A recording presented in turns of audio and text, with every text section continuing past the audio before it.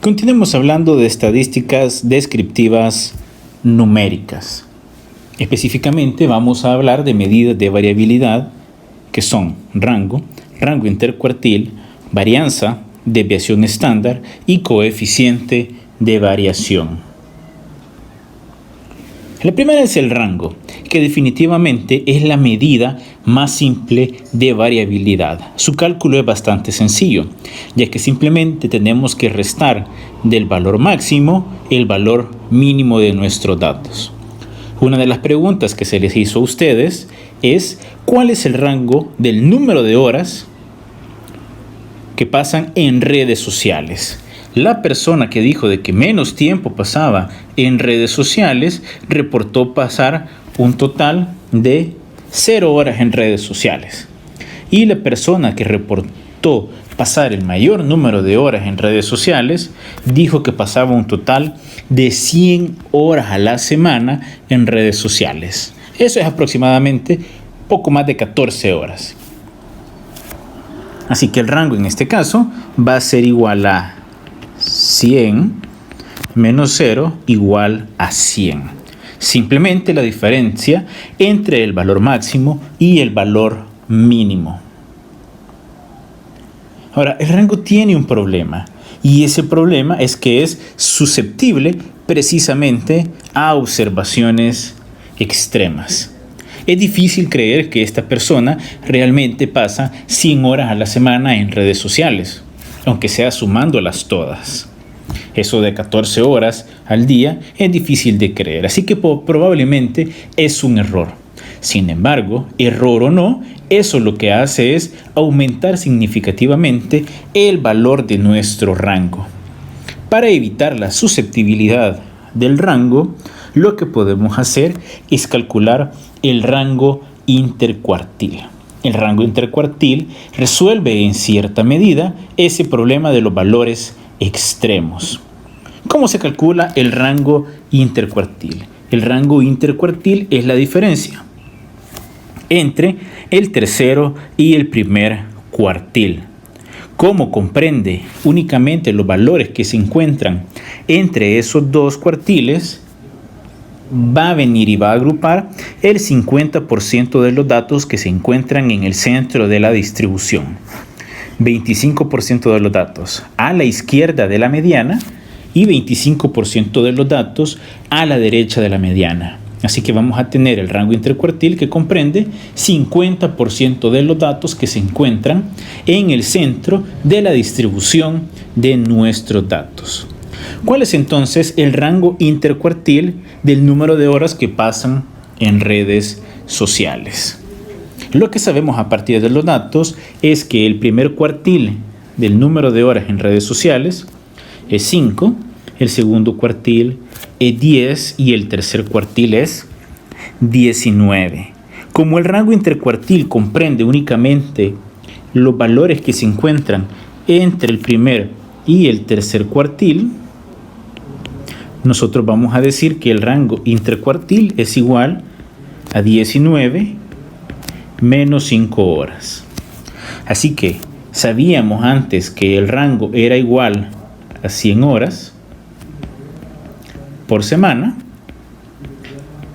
Ahora nosotros vemos que el rango intercuartil es igual a 14 horas por semana. Una diferencia bastante importante en esos datos. Aprovechando que estamos aquí, ¿qué más nos está diciendo estos valores? Nos están diciendo que 25% de ustedes reportó pasar 5 horas o menos a la semana en redes sociales. ¿Qué más sabemos? 25 de ustedes reportó pasar 19 horas o más en redes sociales.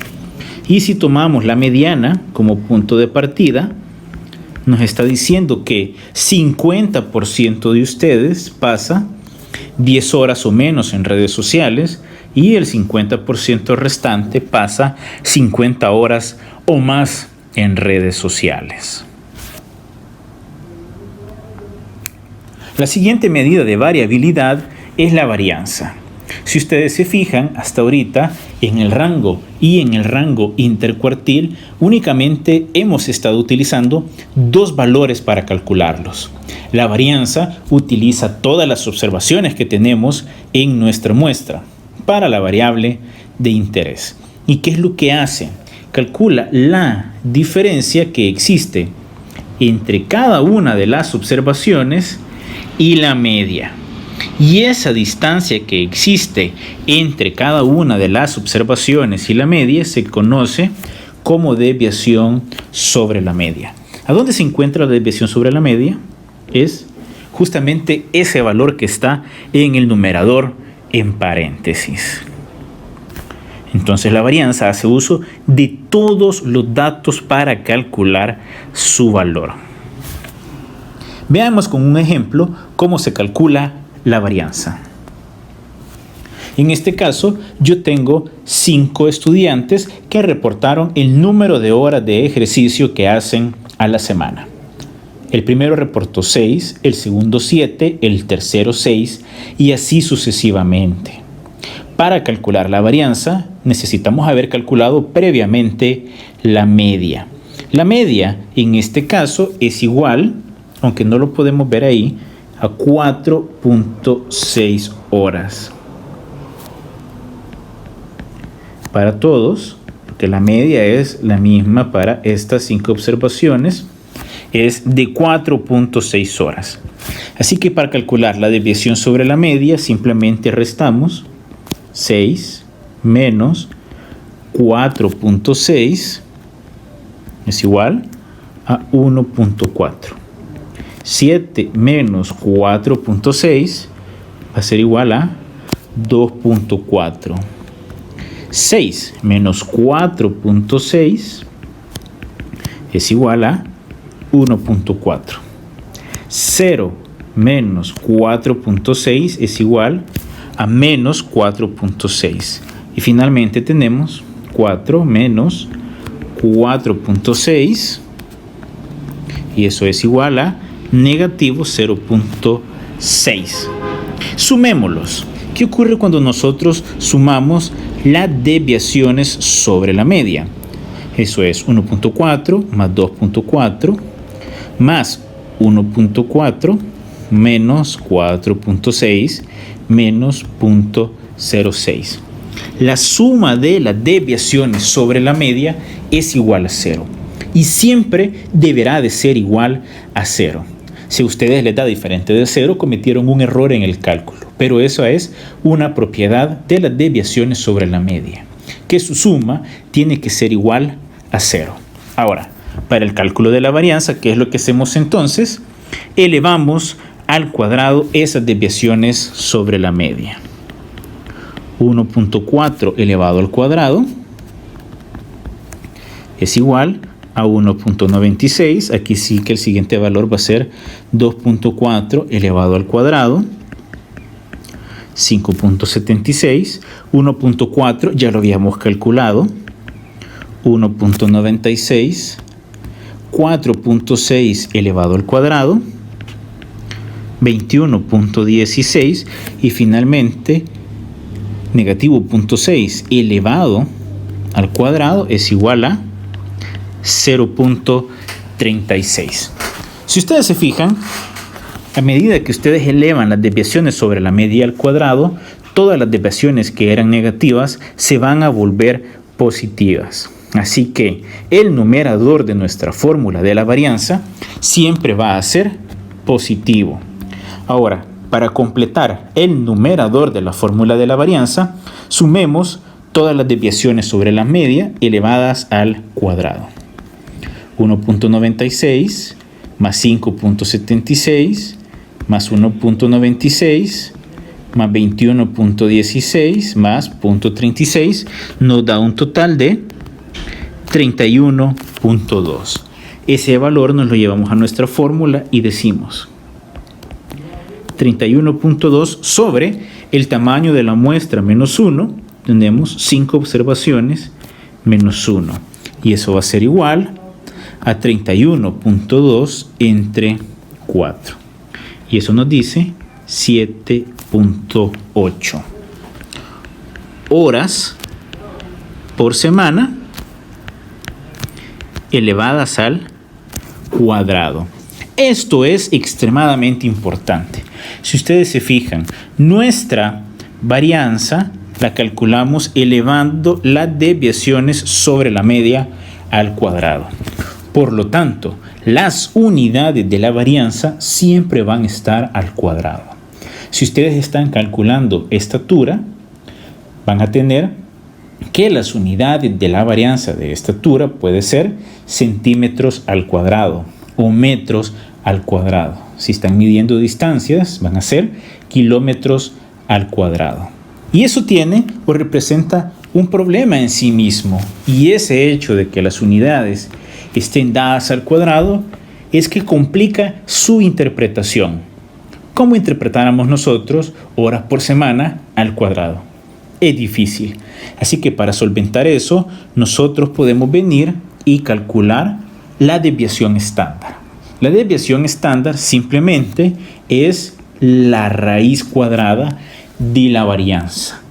Al ustedes sacar la raíz cuadrada de la varianza, lo que van a tener es las mismas unidades en las que se encuentran sus datos. Veamos cuánto era el valor que teníamos de nuestra varianza. 7.8. Así que si nuestra varianza es igual a 7.8, la desviación estándar va a ser igual a la raíz cuadrada de 7.8. Y la raíz cuadrada de 7.8 es 2.79 horas de ejercicio por semana.